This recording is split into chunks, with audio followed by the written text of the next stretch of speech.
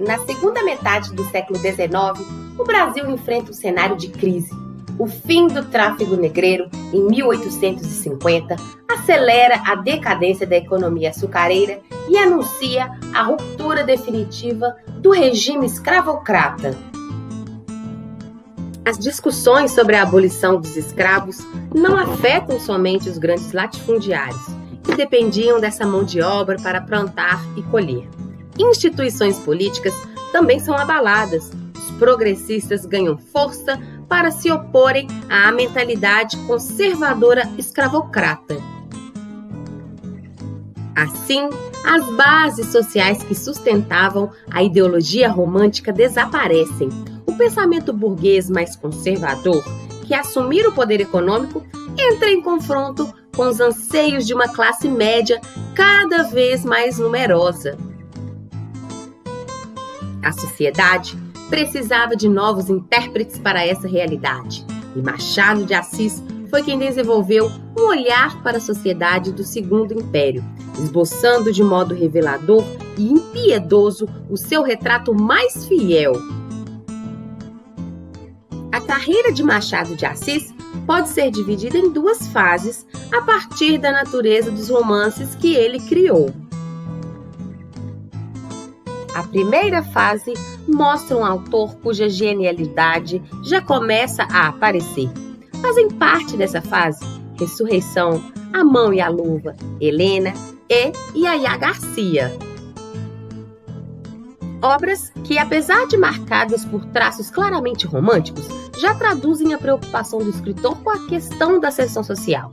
Histórias de amor que envolvem sempre dinheiro, família e casamento e apresentam a estrutura das narrativas românticas, com princípio, meio e fim, construídas com o objetivo de provocar surpresa e emoção. A estrutura demonstra uma intenção evidente de divertir e moralizar. Os romances da segunda fase concentram-se na falsidade da vida depois do casamento, marcado pela traição.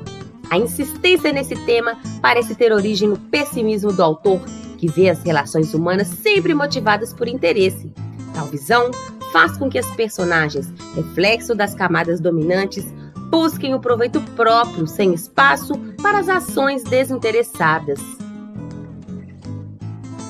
Memórias Póstumas de Brás Cubas, Quincas Borba, Dom Casmurro, Esaú e Jacó e Memorial de Aires, obras que desenvolvem-se durante o Segundo Reinado, tendo como cenário a cidade do Rio de Janeiro, capital do Império.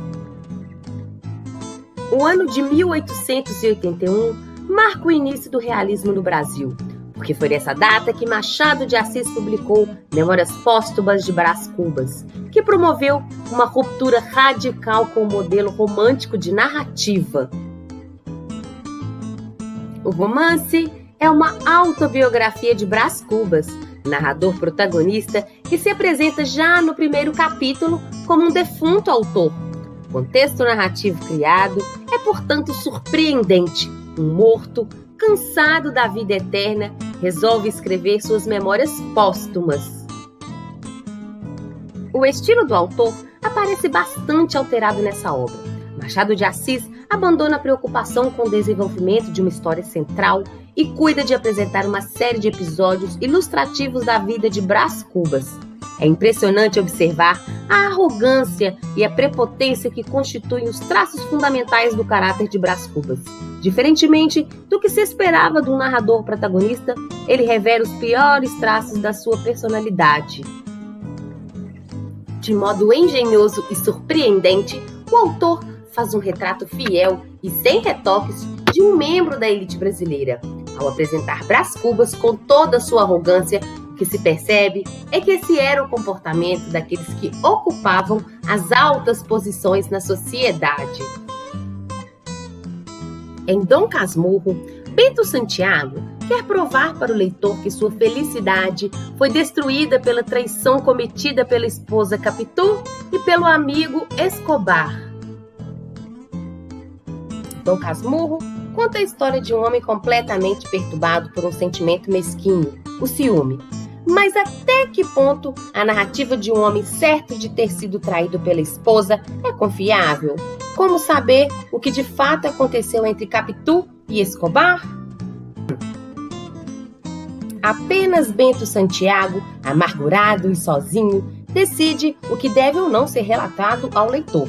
Assim, a grande questão do livro deixa de ser se Capitu cometeu ou não adultério. O que importa é perceber como Machado retrata, de modo extraordinário, o comportamento de um homem completamente transtornado pelo ciúme. A obra de Machado é caracterizada por um diálogo constante com o leitor. Ao contrário do que faziam os românticos, o narrador provoca, insulta, desafia e ironiza seu público, transformando-o em alvo de chacota.